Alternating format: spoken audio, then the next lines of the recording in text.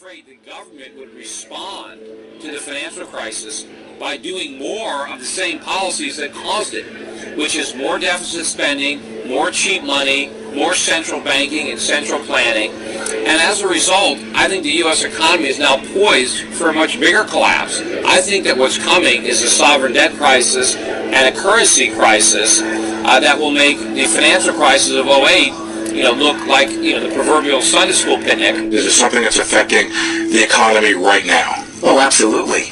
The fiscal cliff specifically is one of the major ways in which the slow recovery that we have could be completely derailed. Hard landing in China, euro collapsing, problems in the Middle East, and fiscal cliff is probably paramount in that area. As a matter of policy, as opposed to an apocalyptic. And the most important price is interest rates, which have to go up. That is but no one wants to let them go up because the banks will fail. We currently have no price integrity in any asset. And we're on the precipice of collapse. That's right. So this system is in collapse, and it's unbelievable. And most people don't even see what's going on. If you watch CNBC, if you actually pay attention to the U.S. media, they will always tell you there's green shoots or it's going to be a recovery. There's no chance of that. You don't think there are any signs of that? It's not possible. We're in the last days of this financial system in the U.S. This is Zimbabwe. When it starts to collapse, it's going to happen very fast. If people don't start to wake up to what's going on, they're going to get hurt in this collapse. But this is where it's going now, that we have to now just get as far away from the U.S. and from the Western world, because this collapse is going to be messy. We've got to ask ourselves, why are the feds preparing for a war against Americans? Why have they bought now more than 2 billion bullets, all kinds of arms and ammunition, and now more than 2,700 tanks to patrol in America and keep order? We're told it's because they love us. We're told it's to keep the peace and to increase safety. But of course, we also know from Army documents, from Homeland Security reports, and a lot of other information that it's really to occupy America and prepare for a civil unrest and a total economic collapse that will include gun confiscation. The rise of the warrior cop.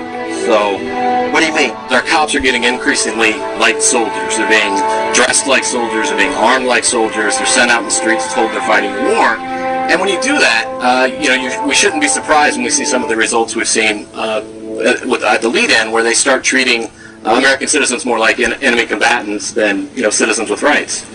Meaning, mostly you're talking about these SWAT team raids. Over the last probably 20 years, there's been about a 1,500% increase in the number of SWAT raids in the U.S. Often it's 10 or 20 guys dressed in black, heavily armed. I mean, they look like a military squad. I mean, they look like a unit that would invade a village in Iraq looking for insurgents. Speaking of the police state, which 9/11 ushered in, a 16-year-old is questioned by FBI officials over a YouTube video that he uploaded. According to Justin Holman, a 16-year-old, after having uploaded a YouTube video which highlighted how America was slipping into a police state, he was visited by FBI officials. Police state? Ask one of them why they're here. What's up, nigga? Police state? Police state, right? Police state. 4th of July. Here's our video. M16s.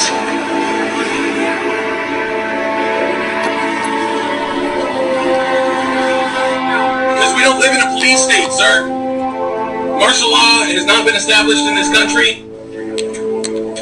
Open the door, sir. He's got his hands up. You're gonna kick my door. You kicked my door down. You kicked my door down. Get on the ground. You kicked my door down. Yes, we did. Get on the ground. No, you have no right to be in here. You have no right to be in here. You have no right to be here. You have no right to be in here. Do not touch her. You are assaulting her.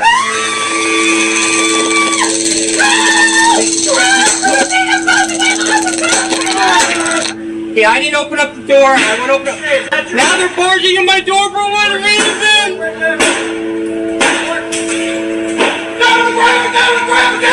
Down!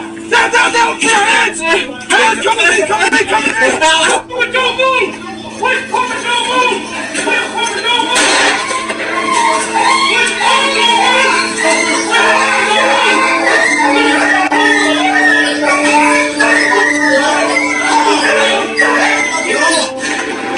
saw in response to 2 bombs was that, what will the response be in the wake of something bigger? Is that when we'll see martial law take effect across the country? And more importantly, will people just accept it entirely out of fear? It was never meant that we would have this gigantic police force from the federal government. I mean, we had martial law up there. FBI and all these agents coming in, closing things down, going to people's houses. The police state is staring us in the eye, and it's getting more and more imposed upon us, and more imposed on society every day. More and more people are waking up faster and faster and faster. I think it could very well come to that, based on the things that are happening in the news, and we're seeing, you know, the collapse of our economy, so many different things happening. I have spoken with one federal agent, and the information succinctly boiled down is this. There is an event coming, Steve, in the very near-term future that is going to affect the United States of America to its very soul. That what is being planned, as you and I are on the air tonight, and what has been coming together into that old term, the perfect storm, is literally brewing right over our heads. It is and includes military maneuvers in the United States, military actions that are forthcoming, and that will be so deep and so penetrating that the United States will never be the same. We've heard about the NSA spying on us all and think, no big deal. I'm not a terrorist, so I have nothing to worry about. Think again. Because we are all potential terrorists, according to the American government. You can't just do these kind of things. And this one is not only repealing the principles of liberty, but it's destroying the Constitution. All of these invasions of our personal privacy under the guise of protecting us, they're just wrong. And it's no longer about keeping us safe. This is about keeping us safely under the government's eye. And it is clear the government is watching all the time. Oil looks higher. Gold looks higher, currencies look weaker. More about this currency crisis you see erupting. What does that assume about what's going to happen to the dollar? Well, it assumes that the dollar will utterly get destroyed and become virtually worthless. I don't know how that inevitably resolves itself. It may resolve itself in some type of a global currency crisis. And then if the global currency crisis unfolds, then inevitably you get, I guess, an alignment under a global world government, a new global currency, and a new world order. Growing debate in Washington following reports that some U.S. senators are now considering an immigration bill that would force all U.S. workers to carry around biometric ID cards. Well, it is an idea that is now raising some serious concerns among privacy advocates. Through the advancing market of biometrics, technology that uses physiological and behavioral recognition to identify people.